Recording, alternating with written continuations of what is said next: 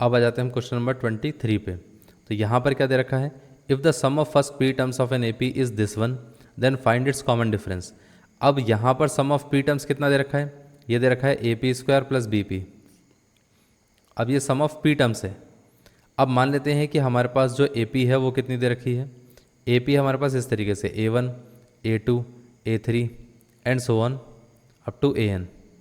अब इसमें अगर कोई पूछता है कि भाई इस ए पी के अंदर जो हमारे पास फर्स्ट टर्म है और साथ में कॉमन डिफरेंस है वो कितना है, उसको मान लेते हैं capital A and then capital D.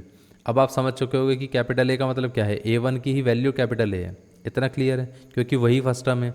अब आप एक चीज़ सोचिए कि अगर किसी ने हमसे कहा कि यहाँ पर एक बात बताइए, अगर मैं p की वैल्यू को 1 रख देता हूँ तो ये कितना आ जाएगा, S1 इज इक्वल टू कितना होना चाहिए, a इंटू 1 का स्क्वायर प्लस b इंटू 1।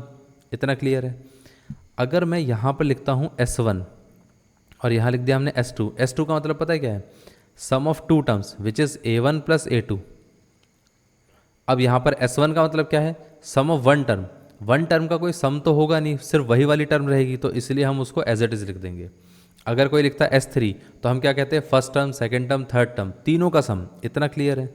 अब आप एक चीज़ सोचिए, S1 अगर मैंने निकाला तो S1 की वैल्यू तो एक्चुअली में A1 के बराबर है और A1 की वैल्यू कितनी है, कैपिटल ए के इक्वल। तो यहाँ पर हम ऐसा बोल सकते हैं ना कि S1 की जगह हम कैपिटल ए लिख सकते हैं और ये कितना रहेगा, स्मॉल ए प्लस बी। तो फर्स्ट इक्वेशन हमारी यहाँ से बनकर आ गई। ये पार्ट क्लियर है। इतना क्लियर हो गया। अब कोई आपसे पूछता है कि भाई ये बताइए कि S2 की वैल्यू कितनी है, तो एक काम करते हैं, P की वैल्यू 2 रख देते हैं। तो यहाँ पर S2 कितना आ जाएगा, ये आ जाएगा a इंटू 2 का स्क्वायर प्लस b इंटू 2।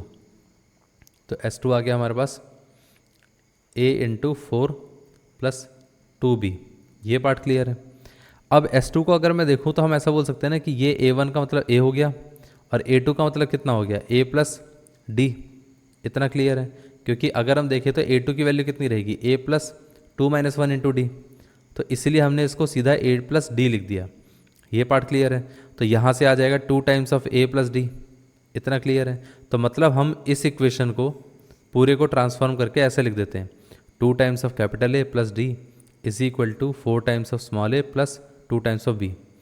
अब एक चीज़ सोचिए कि अभी तो हमने यहाँ पर स्मॉल कैपिटल ए की वैल्यू निकाली थी, उसको हम रिप्लेस कर देते हैं फर्स्ट इक्वेशन से। तो ये कितना आ जाएगा, 2 times of a plus b plus capital D is equal to 4 times of a plus 2 times of b. तो कैपिटल डी कितना आ गया, ये आ जाएगा 4a प्लस 2b। इस पूरे पार्ट को इस तरफ ले जाएंगे तो ये माइनस का 2 times of a plus b. तो ये आ गया 4a प्लस 2b। अब इसको हम ऐसा लिख सकते हैं, माइनस का 2 into a which is minus का 2a, माइनस का 2 into b which is minus का 2b। तो यहाँ से ये माइनस का 2b कैंसिल आउट हो गया, 4a माइनस 2a कितना हो गया, ये आ गया 2a। तो हम ऐसा बता सकते हैं कि भाई कैपिटल डी की वैल्यू कितनी है, 2a। और इसमें पूछा क्या गया था, फाइंड इट्स कॉमन डिफरेंस। मतलब कॉमन डिफरेंस यहाँ पर कितना रहेगा, कॉमन डिफरेंस की वैल्यू रहेगी 2a, वो भी स्मॉल में। इतना क्लियर है। तो कॉमन डिफरेंस हमारे पास यहाँ पर 2 स्मॉल a आ गया। ये आंसर है। ये पार्ट क्लियर हो गया। इस तरीके से इसका आंसर आएगा।